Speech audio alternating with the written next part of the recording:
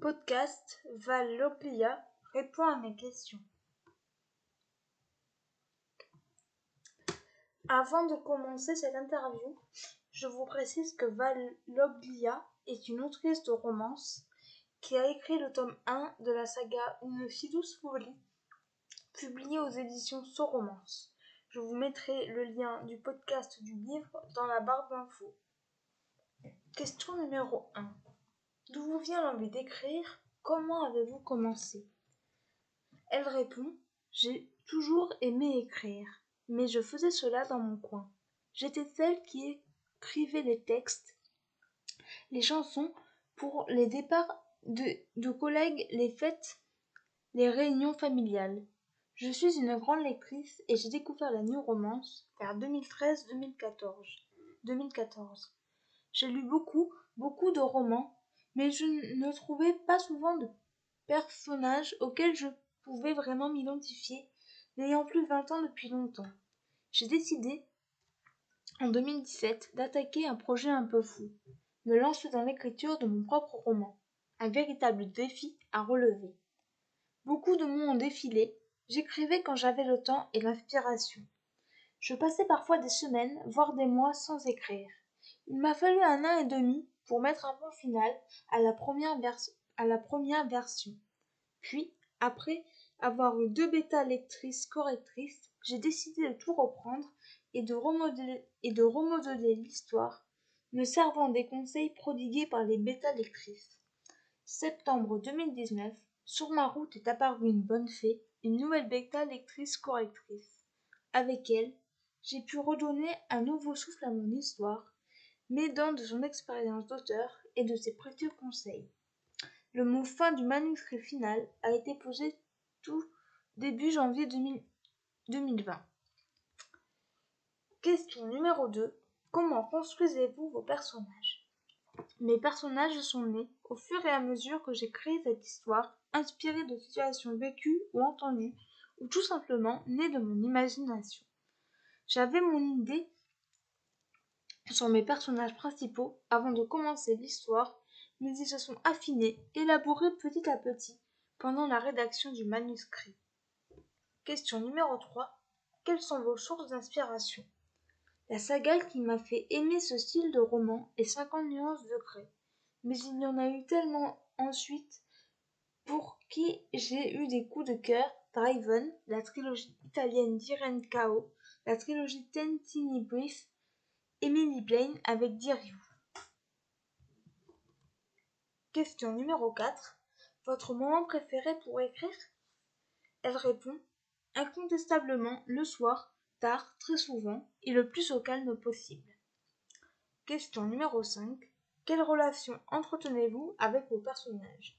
Elle répond: je suis tombée en amour avec mes personnages et leur histoire qui est née sous mes doigts. Au départ, je pensais écrire un one-shot, un roman unique, avec une fin ouverte. Mais lorsque j'ai terminé ce tome, j'ai eu comme un sentiment terrible de manque. Et cette histoire, Une si douce folie, a tellement résonné en moi, elle est devenue partie intégrante de ma vie pendant de si longs mois, qu'il m'a été impossible de me dire que c'était fini. J'ai donc décidé de poursuivre l'aventure avec eux, ce qui est facile car la fin ouverte me le permet aisément. Et heureusement que je l'ai fait, car je me serais fait lyncher par pas mal de lecteurs-lectrices souhaitant en savoir plus lorsque le mot fin du tome 1 arrive, si j'avais tout arrêté là. Question numéro 6. Avez-vous déjà écrit un livre avec un autre auteur? Aimeriez-vous essayer? Elle répond: c'est mon tout premier roman, donc non, je n'ai écrit avec personne d'autre. Là, je suis en pleine écriture de mon 2e tome. Je ne sais pas si cette expérience me plairait vraiment. J'aime être maître de mes écrits, mes choix, mes idées. Mais j'ai appris par expérience qu'il ne faut jamais dire jamais.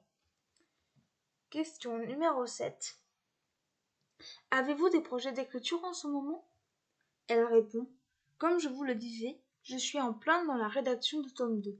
Écrire n'est pas aussi simple qu'on pourrait le penser. Il faut structurer ses idées, les rendre attrayantes, agréables, savoir capter l'attention et le désir de poursuivre l'histoire à chaque fin de chapitre. essayer de rendre addict le lecteur. J'ai pris énormément de plaisir et de joie à la sortie de mon premier tome. J'ai tant de retours enthousiastes et positifs que j'ai un brin de pression en plus pour ce tome 2. Cette expérience est tellement magique et enivrante que je tenterai sans aucun doute de me lancer dans une nouvelle aventure après une si douce folie. Plusieurs idées sont déjà notées sur un petit carnet. Question numéro 8. Quel est votre endroit préféré pour écrire? Elle répond: en général, dans mon salon, assise devant mon ordi portable. Et si je n'ai pas le calme qu'il me faut autour de moi, je mets un casque et j'écris au son de ma playlist préférée sur Spotify. Question numéro 9. Quelles sont vos passions? Elle répond: je suis infirmière et j'ai toujours adoré mon métier passionnément, surtout dans ma période hospitalière. Je suis une lectrice compulsive, j'évite de trop lire pendant mes périodes où j'écris car la lecture est chronophage et me prend trop de temps sur mon temps dédié à l'écriture. J'adore passer beaucoup de temps avec ma fille et ma famille, j'aime cuisiner, jardiner. La maison est remplie d'animaux, 3 chats, un chien. J'adore aussi passer du temps à papoter avec mes amis et surfer sur internet et les réseaux sociaux. Question numéro 10. Votre signe astrologique? Elle répond: Gémeaux, ascendant Capricorne. Question numéro 11. Si vous étiez une capitale mondiale, quelle serait-elle? Elle répond: je pense que je serais Paris, car mon pays est d'une grande diversité et d'une richesse culturelle impressionnante. C'est le pays de la liberté, chose qui malheureusement n'est pas permis de partout dans le monde, et des droits de l'homme. Un pays qui offre une multitude de paysages, de climats. Il y a tant de belles choses à voir et vivre dans notre pays. Question numéro 12. Votre plat préféré? Elle répond: un plat simple mais succulent, une fricassée de pommes de terre nouvelles avec une salade verte. 13e question. Si vous étiez un animal, lequel seriez-vous? Elle répond: je pense que je serais un chat choyé dans une famille aimante, pouvant me rassasier de câlins quand je le souhaite, mais aussi garder ma liberté et mon besoin de tranquillité. Question numéro 14. Êtes-vous plutôt plat salé ou sucré? Elle répond: plutôt salé et en bonne lyonnaise, j'adore la charcuterie et la bonne bouffe.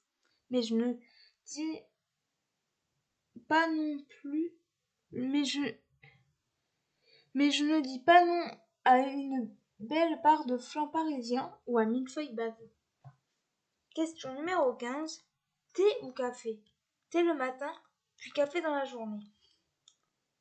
Question numéro 16 et dernière question. Que préférez-vous écrire? Les personnages? Les lieux?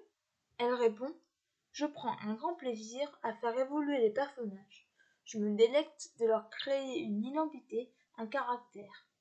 J'adore les joutes verbales, les dialogues, être la seule à pouvoir connaître le fond de la pensée de mes héros et jongler avec leurs agissements et leurs idées.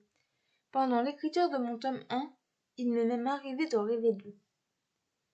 Voilà, c'en est tout pour ce podcast. Je remercie encore une fois Val Loglia d'avoir accepté de répondre à mes questions et je vous retrouve très bientôt pour un nouveau podcast. Ciao!